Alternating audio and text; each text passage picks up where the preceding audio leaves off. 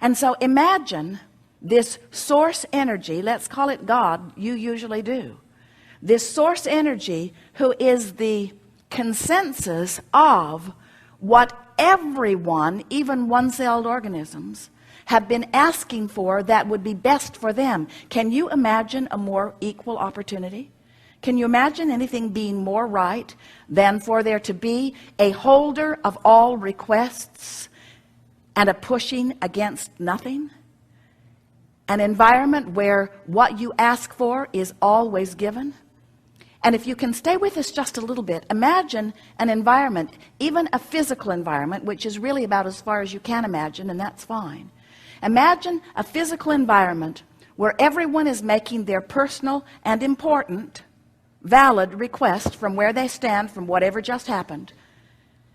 And when they ask for whatever it is, they get it. And then we just want to remind you that every single thing that any of you have ever asked for or ever will ask for is for one reason only. You think you will feel better in the having of it.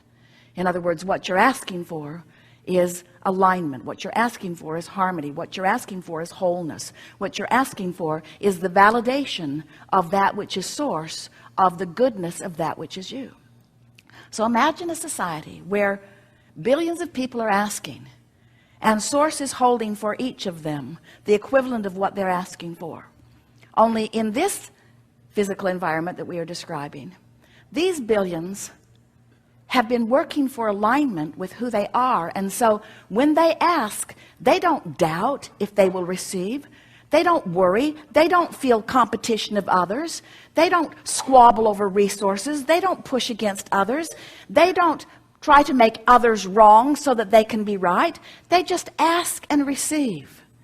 And we want you to step back far enough with us to understand that no matter how it looks to you in any moment in time, that's really what's going on.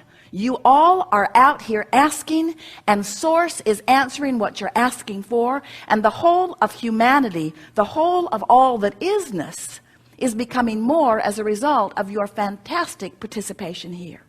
The reason that we are here talking with you is because you've summoned us, but we're not here to try to get you to change what you're asking for.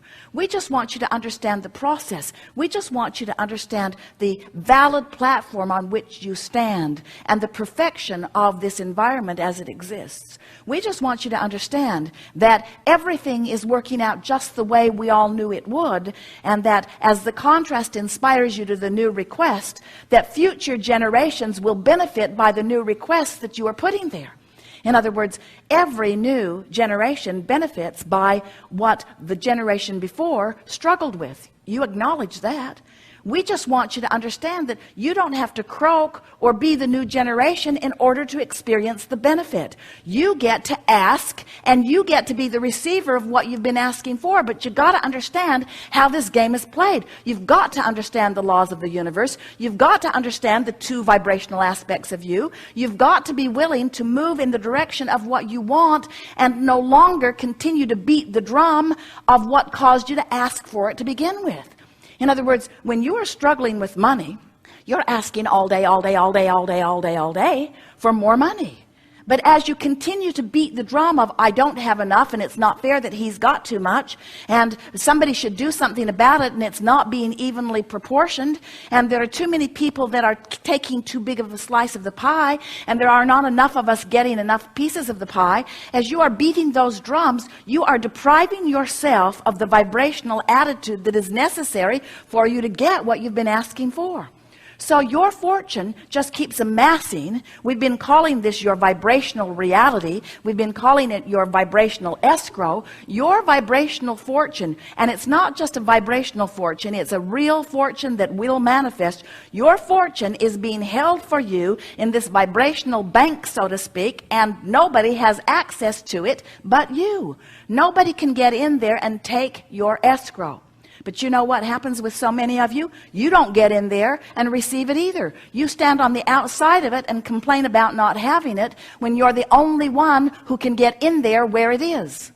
And we want you to understand that this in there, where it is this vibrational escrow. It's a vibrational reality, and we're going to call it the vortex. The vortex of well-being that you have created for yourself. You put some of it there before you were even born into this body. You've put much of it there since you got there, and everything that life has caused you to ask for is there. Not just waiting for you. It's there with law of attraction's response to it. Each and every request that you put there, law of attraction is responding to. And there is a veritable vortex, and we are emphasizing the vortex because we want you to feel the magnetic quality of it. We want you to understand that when you ask for something, everything that is necessary for the fulfillment of this that you have asked for is being summoned to it.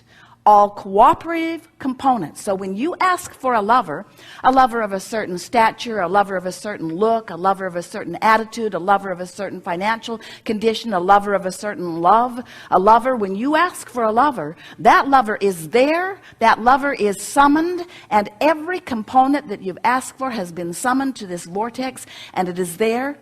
All cooperative components have been summoned. The question that this workshop wants to ask and help you answer is, are you a cooperative component? Are you cooperative enough that you are being drawn into your own vortex where all your lovers are, where your money is, where your answers are, where your clarity is, where your vitality is, where all that you have become vibrationally is? Or are you an ornery holdout?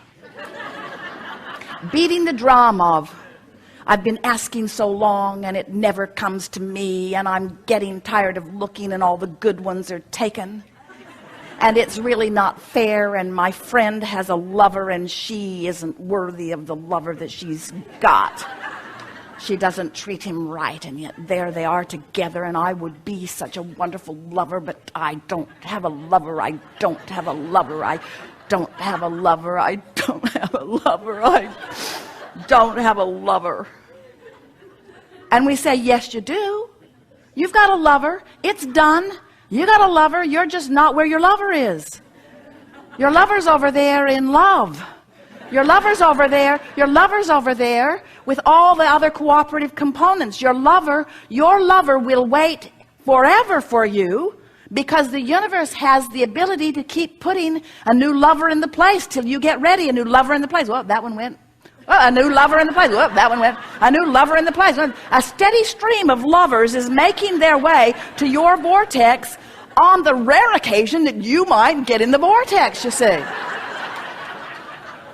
But you got to want to be in there. You got to want to be in there more than anything else. You got to want to be in there more than complaining. You got to want to be in there more than validating. You got to want to be in there more than being right. Because often you are so right about the wrongness that you are focused upon. You are so right. You've got evidence. You've got emails. You have other bloggers. You have